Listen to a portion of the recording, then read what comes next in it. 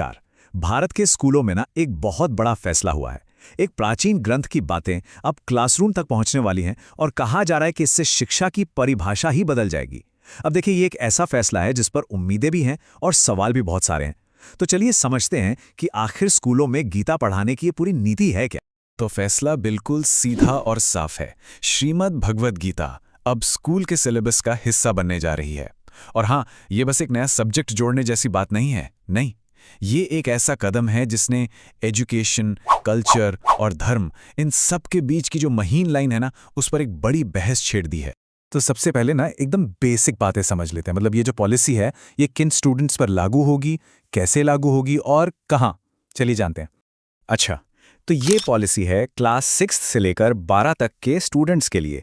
मतलब सोचिए, ये वो उम्र है जब एक टीनेजर की सोच डेवलप हो रही होती है और ठीक उसी वक्त उन्हें गीता की शिक्षाओं से मिलवाया जाएगा। और इसके लिए कोई अलग से क्लास नहीं होगी, बल्कि जो उनका मौजूदा सिलेबस है उसी में इसे जोड़ दिया जाएगा। लेकिन यहाँ सबसे बड़ा सवाल तो यही उठता है कि भाई, इस बदलाव की आखिर जरूरत ही क्यों पड़ी? सरकार इसके पीछे वजह क्या बता रही है? देखिए, सरकार का जो तर्क है ना, वो इस एक लाइन पर आकर टिक जाता है। उनका कहना है कि गीता सिर्फ कोई धार्मिक किताब नहीं है, बल्कि ये तो जिंदगी जीने के लिए एक प्रैक्टिकल गाइड है। मतलब इसे धर्म से ज्यादा एक लाइफ फिलॉसफी की तरह पेश किया जा रहा है।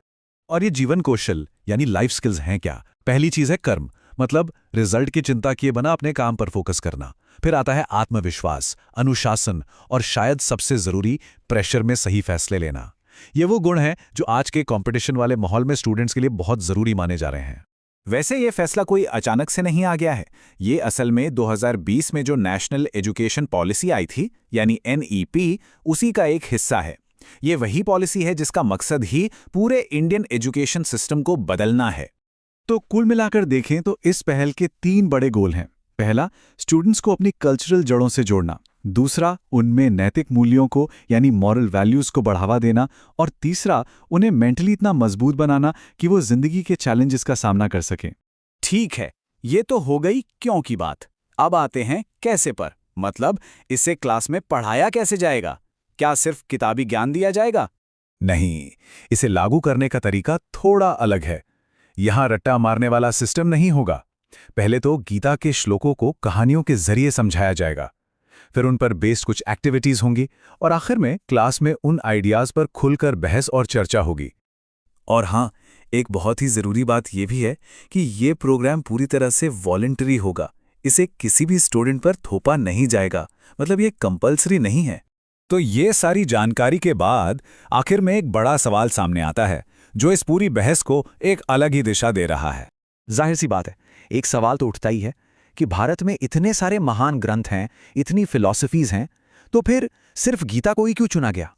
लेकिन इस बहस को एक और नजरिए से भी देखा जा रहा है। सवाल सिर्फ गीता ही क्यों नहीं है। शायद असली सवाल यह है कि क्या आज की जेन जेड, जो इन्फॉर्मेशन के समंदर में जी रही है, उससे जीवन में सही दिशा दिखाने वाले किसी गाइडेंस की जरूरत नहीं है? और इस सवाल का जवाब शायद इस पूरी नीति का भविष्य तय करेगा।